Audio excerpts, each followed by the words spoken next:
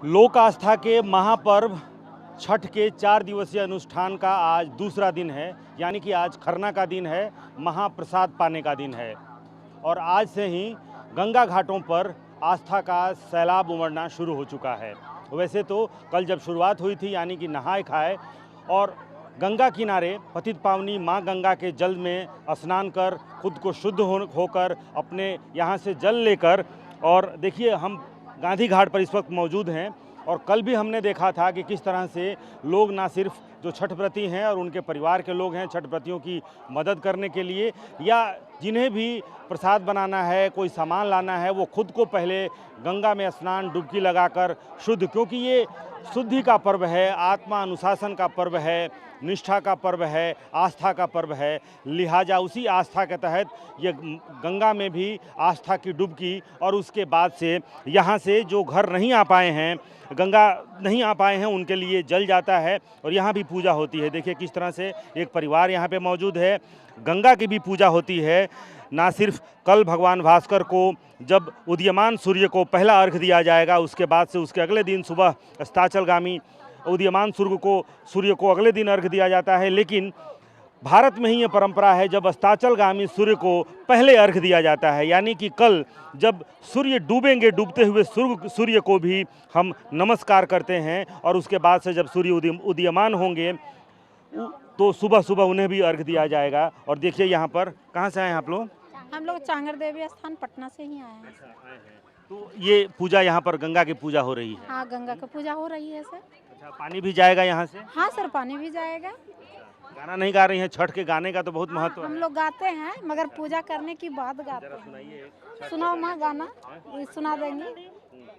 Mummy सुनाओ। छोटे मोटे हमारो या गानामा केलवा रोपब हम जरूर, नारियर रोपब हम जरूर, केलवा से भरब हम दावरवा, यार गा दे भाई जरूर, यार गा दे भाई जरूर, सांझ यार गा हम देबो, भोरे मांगा भाई जरूर, भोरे मांगा भाई जरूर, सात पुतरा एक धियावा, धियावा मांगा भाई जरूर, धियावा मांगा भाई जरूर। तो लोक आस्था के इस महापर्व में लोक गीतों में रचा बसा, लोक जीवन में जो बातें रची बसी हैं वो चीज़ें देखने को यहाँ पर मिलती हैं। और देखिए यहाँ पर सबसे अहम ये है कि ना सिर्फ यहाँ पर आस्था की डुबकी लगती है, बल्कि लोग गंगा जल को अपने घर को भी ले जाते हैं ताकि घर को शुद्ध किया जाए। जो पकवान है वो गंगा जल में बने, घर को शुद्ध करना। और आज जो महाप्रसाद बनता है खरना का प्रसाद पाने के बाद से ही 36 घंटे का जो निर्जला व्रत है वो छठ व्रती उनका शुरू होता है। अद्वितीय है कि 36 घंटे तक महिलाएं बिना जल के रहती हैं। ये जो पर्व है, ये जो त्यौहार है, वो किस तरीके से कितना कठिन है, और हर घर में पूरा बिहार जैसे लगता है एक परिवार की तरह नज़र आता है। यहाँ पर हर हाथ एक दूसरे को मदद करने के लिए आतुर, कौन कहाँ से आया है, कोई अनजाना नहीं है, कोई किसी के लिए पराया नहीं है। और ये जो पूरा बिहार है एक परिवार, एक समाज नज़र आता है। और आज पटना की राजधानी, बिहार की राजधानी पटना के गांधी घाट से मैं आपको दिखला रहा हूं कि किस तरीके से आज लोक आस्था के महापर्व छठ के 4 दिवसीय अनुष्ठान का आज दूसरा दिन है, यानी कि खरना के दिन। और तमाम जो गंगा घाट हैं उन गंगा घाटों पर किस तरीके से आज दूसरे दिन ही आस्था अपने पूरे सबाब पे आज यहाँ पर माँ गंगा की पूजा होती है। उसके बाद से भगवान भास्कर को अर्घ दिया जाएगा।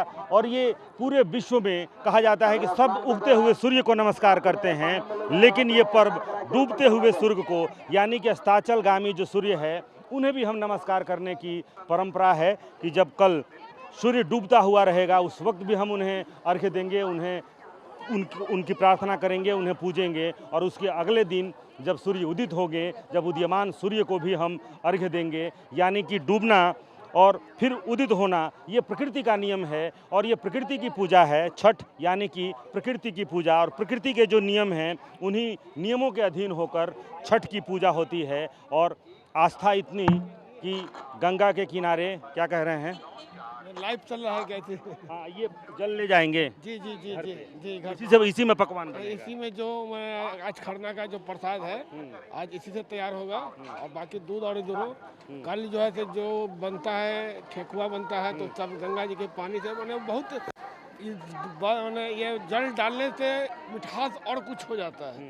इसे बहुत अच्छा लगता है लोगों को जो है, इसलिए हम लोग इसका गंगा जल यहाँ से ले आते तो ये आस्था ही है जो लोगों को, आसपास के पटना वासियों को भी गंगा किनारे खींच लाता है कि गंगा के किनारे हम छठ और गंगा के जल में खड़े होकर भगवान भास्कर को अर्घ्य देंगे। और गंगा का जल जब प्रसाद में मिलता है तो उसकी मिठास और उस आस्था की जो मिठास है वो 4 दिनों तक पूरे बिहार में नहीं बल्कि ये जो प्रकृति की पूजा है इसकी जो स्वीकार्यता है, लोक आस्था का पर्व हम जरूर कहते हैं, लेकिन ये पर्व अब लोकल से जिस तरीके से ग्लोबल हो चुका है, पूरे विश्व में लोग अब छठ पूजा करने लगे हैं। और उसकी ये स्वीकार्यता है क्योंकि प्रकृति के जो नियम हैं, जो स्थापित नियम हैं, उन्हीं नियमों की मान्यताओं के तहत परंपरागत तरीके से ये पूजा होती है। लिहाजा इसकी स्वीकार्यता बिहार से निकलकर पूरे विश्व में फैल चुकी है।